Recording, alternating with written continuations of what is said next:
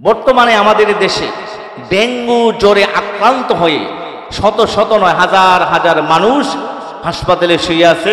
বিশেষ করে ছোট ছোট বাচ্চাগুলি যারা আছে তারা মারা যাচ্ছে। বিশ্বনবী মুহাম্মদ রাসূলুল্লাহ সাল্লাল্লাহু আলাইহি ওয়াসাল্লাম, বিশ্বনবীর বক্তব্য হলো আত-তুহুরু শাতরুল ঈমান, পবিত্রতা ঈমানের অঙ্গ। মুসলমান অপবিত্র থাকতে পারে না, কোন মুসলমান অপবিত্র থাকতে পারে না। পৃথিবীর বুকে সর্বশ্রেষ্ঠ ধর্ম হল ইসলাম, আর পৃথিবীতে সর্বশ্রেষ্ঠ পরিষ্কার পরিচ্ছন্ন এক জাতি, তার নাম মুসলমান। ঠিক না বলেন? এমনও ধর্ম আছে যে 12 বছর পরে গোসল করে, আছে না নাই? এমনও ধর্ম আছে যে গোবর দিয়ে স্নান করে, গোবর দিয়ে উদ্বোধন করে সকালবেলার নাস্তা, আছে না নাই? রাসূল বলে আত-তুহুরু শাতরুল ঈমান, আর মগের বাচ্চারা গোবর দিয়ে শুরু করে। এটা কি পুত না পবিত্র? নাপাক। তো আমাদের দেশে ডেঙ্গু হয় কেন? ডেঙ্গু কেন হয় এটাকে আগে উদ্ঘাটন করতে হবে। ডেঙ্গুর উৎস কোথায়? গত কয়েক বছর আগে আমাদের দেশ থেকে বিদায় নিল মহামারী করোনা। কি বলেন, আসছিল কি আসে নাই? মহামারী করোনা সহজে ধরে না, যারে ধরে কবরে নিয়ে ছাড়ে। এই পর্যন্ত হাজার হাজার মানুষকে কবরে নিয়েছে। তবে এবার আমরা মহামারী করোনা থেকেও আল্লাহ পাক আমাদেরকে হেফাজত করেছেন। জুড়ে বলেন সুবহানাল্লাহ। এবার আপনাদের মনে আছে কিনা আমি একটু টেস্ট করি। মহামারী করোনা থেকে বাঁচার জন্য সর্বপ্রথম কি ট্রিটমেন্ট ছিল? পবিত্রতা। কি ছিল? পবিত্রতা। যে যত পরিষ্কার পরিচ্ছন্ন থাকবে তার কাছ থেকে আপনার মহামারী করোনা ততটাই দূরে যাবে। কথা বলেন ঠিক না? সর্বপ্রথম ফার্স্ট ট্রিটমেন্ট ছিল আপনারা হাত ধোবেন। বিজ্ঞানীরা বলল হাত ধৌত করো, ডাক্তারেরা বলল হাত ধৌত করো। ওরা বলল তো 2018 সালে ডেঙ্গুতে আপনার মহামারী করোনা থেকে বাঁচার জন্য। আর আমার আল্লাহ পাক 1000 বছর আগে বলে দিলেন, মুসলমান, ও মুসলমান, আল্লাহ পাক বলেন তোমরা দৈনিক কমপক্ষে 5 বার ওযু করে, এই তোরা বলল কবজি, এই হাতের কবজি পর্যন্ত, আল্লাহ বলেন হাতের কবজি পর্যন্ত না, কোনি পর্যন্ত। জুড়ে বলেন সুবহানাল্লাহ।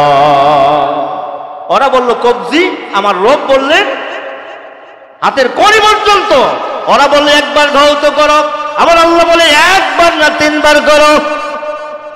ওরা বললে একবার করো, আমার আল্লাহ বলেন একবার নয় 3 বার করে করবে। রাসূল বললেন 3 বার করে করো। দৈনিক একবার নয়, দৈনিক 5 বার করো। বিশ্ব নবী বলে দিলেন এনি টাইম, প্রতি মুহূর্তেই উযু গেলেই উযু করে দিবে। জোরে কন্না সুবহানাল্লাহ। উযু চলে গেছে, উযু করো। তোমার কাছে করোনা আসবে না, ডেঙ্গু ধরতে পারবে না। কারণ হলো আত-তুহুরু শাতরুল ঈমান, পবিত্রতা ঈমানের অঙ্গ।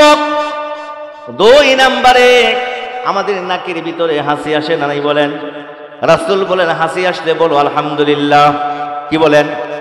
আলহামদুলিল্লাহ। কারণটা কি? কারণ হলো আল্লাহর নবী বললেন তোমাদের মানব দেহের ভিতরে 360টা জয়েন্ট, মাথা থেকে পায়ের তলা পর্যন্ত এই রক্তগুলো সঞ্চারিত হয়, আপ ডাউন করে। এই জন্য তো প্রেসার মাপে চাপ দিয়ে ধরে, ঠিক কিনা বন্ধুরা? আবার এই রক্ত মাথা থেকে পায়ের তলা পর্যন্ত প্রতি মুহূর্তে 72,000 বর্গ মাইল বেগে রক্ত আপ ডাউন করে। আল্লাহ পাক ডিসকাস করেন। এই জন্য রব্বুল আলামিন বলেন, আল্লাহর নবী বলেন মানব দেহের ভিতরে রোগ প্রতিরোধ করার জন্য যেই শক্তি দরকার, সামর্থ্যের দরকার, আল্লাহ রাব্বুল আলামিন প্রত্যেকের বডির ভিতরে দিয়েছেন। জোরে বলেন সুবহানাল্লাহ। বুড়া হলে ঔষধে কাজ করে না, কারণ কি বলেন তো?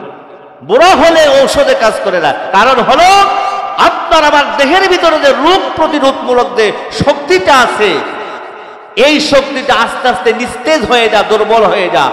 তখন ঔষধে, মেডিসিনে কাজ করে না।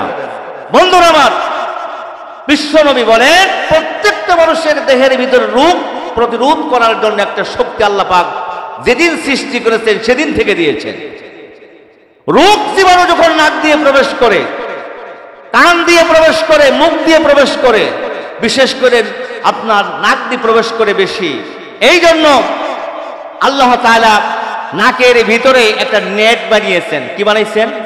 চুল দিয়ে বানিয়েছেন নেট। অপ্রয়োজনীয় কোনো জিনিস আল্লাহ পাক এই দেহের ভিতরে দেন নাই। জোরে বলেন সুবহানাল্লাহ। তো নেট দিয়েছেন, এই নেট কোনো মহিলা, ডাইরেক্ট কোনো মহিলা যেন ভিতরে না দেখতে পারে, এই জন্য চুল দিয়ে এটাকে নেট বানিয়েছেন। এই নেটে এটাকে আটকিয়ে দিবে, আটকে যায়। এরপরও যদি নেটকে ফাঁকি দিয়ে ভিতরে ঢুকে, ভিতরে যে আপনার দারোগা আছে, প্রতিরোধ কমিটি আছে, এই প্রতিরোধ কমিটি তাকে ধাক্কা দিয়ে বের করে দেয়। আর যখন ধাক্কাটা শুরু হয় তখন একটা হাঁচি আসে, জোরে একটা শব্দ হয়, শ্বাসটা প্রচন্ড বেগে নাক দিয়ে বের হয়ে যা। একবার হাসি দিলে আল্লাহ রাসূল বলেন 70টা জীবাণু বের হয়ে যা। জোরে বলেন সুবহানাল্লাহ। তুমি তো কালকের বিজ্ঞানী। আমার রাসূল আজ থেকে ১৫০০ বছর আগে আল্লাহ পাক তাকে শিক্ষা দিয়েছেন। জোরে বলেন ঠিক কিনা? সম্মানিত ভাইয়ের, আবার রাসূল বলেন হাসি দিলে আলহামদুলিল্লাহ বলো।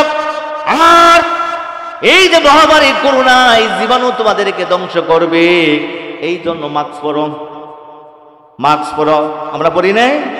ইসলাম বলেছিল নারীরা, আমরা বহুত ওয়াজ করলাম, কোন নারীকে বোরকা পরাইতে পারি নাই, মাস্ক পরাইতে পারি নাই।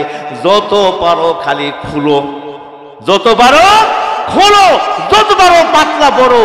কিন্তু আমি বলছিলাম মহামারী করোনায় এদেরকে অন্তত যে কয় মাস ছিল এদেরকে বোরকা পরাইয়ে ছাড়ছিল। এটা নেগেটিভের ভিতরে পজিটিভ, নেগেটিভের ভিতরে পজিটিভ। যারা ইসলামের শত্রু তারা পর্যন্ত পিপি পড়তে বাধ্য হয়েছিল। বিজ্ঞানীরা বলেছে হুজুরদের করোনা ধরে না কেন? ওরা দেখলো যে হুজুরেরা এমন পাঞ্জাবি পরে একেবারে গিরার উপর পর্যন্ত, এদিকে হাত বদ্ধ, পুরা বডি বদ্ধ, নিচে আছে গেঞ্জি, এর পরে পাঞ্জাবি, এর মধ্যে করোনা ঢুকে কেমনে? ওরা বললো এই জন্য মুসলমান মেয়েরা যারা বোরকা পরে তাদের করোনায় আক্রান্ত করতে পারে নাই। যারা হিজাব পরে, মাস্ক পরে, মাস্কের প্রয়োজন নাই, তুমি হিজাব পরো, নিকাব পরো, করোনার বাবা আসতে পারবে না। তুমি তো সামান্য মাস্ক পরেছো আর হিজাব নেকাব পড়লে পরে করোনার কাছে আসতে পারে নাই। তাহলে রোগ জীবাণু থেকে বাঁচার জন্য সর্বপ্রথম আমার রোগ পদ্ধতি দিয়েছেন আমার রাসূল দিয়েছেন। জোরে বলেন ঠিক কিনা? এখন আমি আপনাদের বলতে চাচ্ছি, তাহলে ডেঙ্গু উৎপাদন হয় কই থেকে? ডেঙ্গু উৎপাদন হয় আমরা সবাই জানি, আমাদের রাস্তাঘাটের যে অবস্থা, 5 মিনিট বৃষ্টি হইলে এই রাস্তা দিয়ে হাঁটা যায়। আমি তো জুমার নামাজ পড়ে আজিজ ভাইয়ের বাসায় যাই প্রত্যেক শুক্রবার। যদি বৃষ্টি হয়েছে মাশাআল্লাহ, এমন পানি লাগে গোসল করে খাওয়ার দরকার, গোসল না করে খাওয়ার উপায় থাকে না, এমন পানি, ময়লার পানি আমরা সবাই জানি। এই জন্য 1 নম্বরে বাড়ি ঘরগুলো পরিষ্কার পরিচ্ছন্ন রাখতে হবে, যাতে করে মশার উৎপাদন হয় আপনার বাড়ির আঙ্গিনা থেকে, আপনার ড্রেন থেকে, আপনার ডাস্টবিন থেকে। কথা বলেন ঠিক কিনা? আমরা যদি সচেতন হয়ে যাই মশা আসবে না। এই জন্য আমাদের বাড়ি ঘর আঙ্গিনা ময়লা ফেলানি ডাস্টবিন পরিষ্কার পরিচ্ছন্ন রাখতে হবে। যেখানে সেখানে পানি আছে, পানিগুলো যাতে বার হয়ে যাইতে পারে, আপনার রুটগুলো অথবা ওই ড্রেনগুলো আমাদেরকে ক্লিয়ার রাখতে হবে।